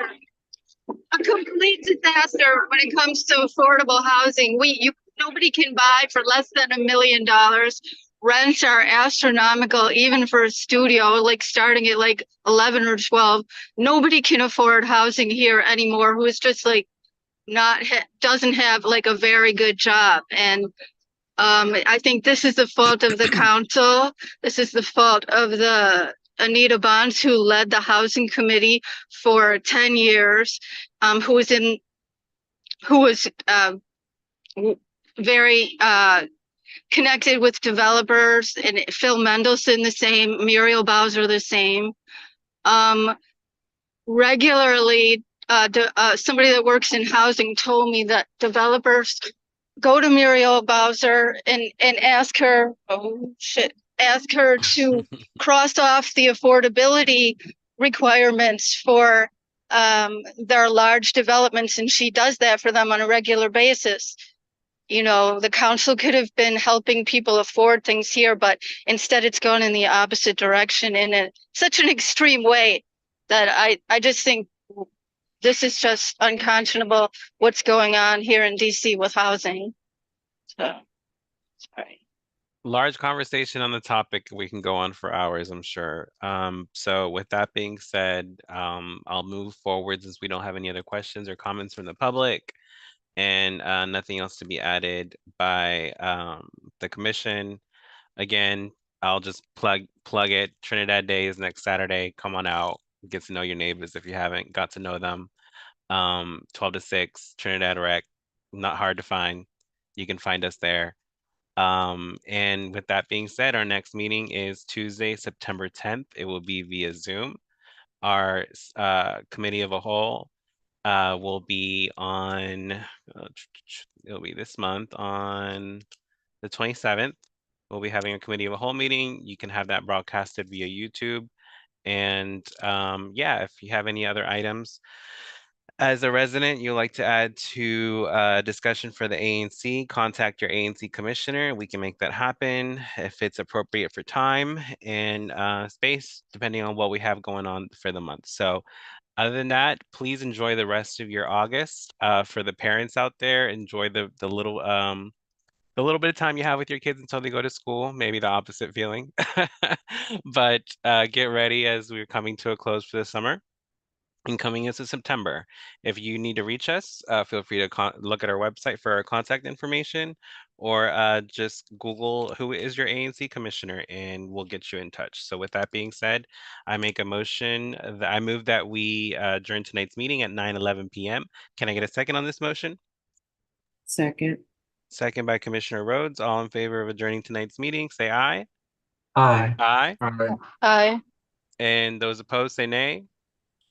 Any abstentions? Okay, the ayes have it. We'll adjourn tonight's meeting at 9:11. To our interpreters, thank you so much for the work that you guys do for us, and thank you for coming out. Everyone have a good rest of your night.